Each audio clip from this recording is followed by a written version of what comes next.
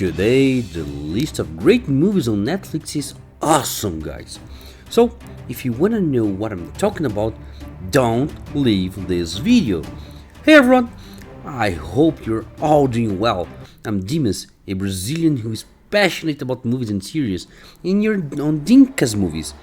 I'm coming down with a cold, but already recovering. Anyway, I couldn't let you guys down. So please, don't forget to hit the like button and also subscribe to the channel so you don't miss out the recommendations. The first one is State of Play.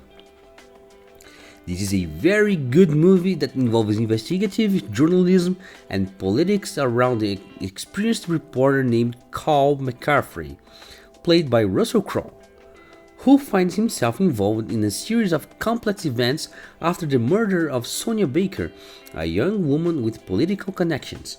He teams up with the young journalist Jala Fry to uncover the truth behind the murder while also dealing with his old friend and Congressman Stephen Collins, played by Ben Affleck, who is also involved in the case.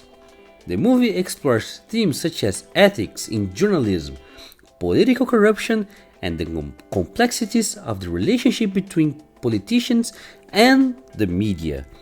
The narrative is constructed in a way that keeps the audience intrigued and eager to discover and the secrets behind this crime. A really good movie on Netflix, you need to watch it. Next is one of the most emotional for me, especially because of the performances and for having such a realistic story. I'm talking about Fences. The story is set in the 50s in Pittsburgh and revolves around Troy Maxon, played by Denzel Washington, which is one of my favorite actors, a former baseball player who now works as a garbage collector. Troy struggles against racial and economic barriers that prevent him from achieving his dreams. He has a complicated relationship with his son Corey and his wife Rose, played by Viola Davis, who is fantastic. Seriously. The film explores deep themes like the impact of racism on the life of an African American family, the frustrations of its characters, and the complexities on family relationships. The performances of Denzel Washington and Viola Davis are particularly praised, and both received Oscar nominations for their lead roles. It's a wonderful movie, not full of twists, but for the naturalness of the story. Next is Basic. This is a suspenseful and tense movie with a gripping story, guys. The plot takes place on a military base during a storm. A group of soldiers is sent to rescue General Westbrook, played by Timothy Daley, who is missing in the jungle after military training. As the story progresses, the narrative becomes complicated as each member of the group presents a different version of the events that led to the general's disappearance. Basic is praised for its complex plot, full of twists, and for its ability to keep the audience intrigued until the end. The performances of the cast are also highlighted, especially the chemistry between John Travolta and Samuel L. Jackson, who has known each other since Tarantino's Pulp Fiction. Overall, it's a suspenseful film that keeps the viewer engaged with a plot full of twists and a talented cast. Watch it right now. Remember, on Netflix. Next, I believe is the thickest on the list and a great projection. I'm talking about The Hater. It's a Polish film and it's a social thriller that addresses topics like social media, information manipulation, and the consequences of online hate spreading. The plot revolves around Thomas Gimza, if I'm saying the name wrongly, sorry, an unemployed young man who starts working for a company that specializes in cleaning up the online reputation of clients using questionable methods. Thomas also gets involved in a dangerous game of manipulation and revenge through social media. The movie provocatively explores how the internet and social media can be used as tools of destruction, as well as highlighting the psychological and social consequences of this type of behavior. The Hater received praise from critics for its bold and provocative approach as well as for the remarkable performances of the cast. It was nominated for several awards and won the Polish Academy Award for Best Film. It's a work that brings reflections on individuals and collective responsibility in the use of the digital platforms.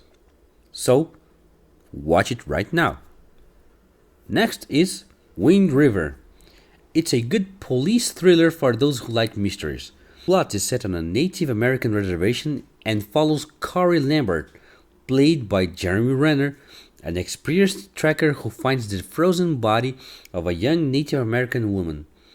He teams up with FBI agent Jane Banner, who is investigating the case, and together they try to unravel the mystery behind the young woman's death. The movie addresses topics like violence against Native American women, the complicated relationship between the Native communities and the government, and explores the loneliness and pain of the main characters, each dealing with their own personal tragedies. It was very well received by critics, praised for the powerful performances of the cast and the captivating atmosphere of the film. Although it wasn't a big box office hit, Wind River was recognized as an important and impactful film, highlighting relevant social issues and offering a sensitive view on various matters. Seriously, watch it.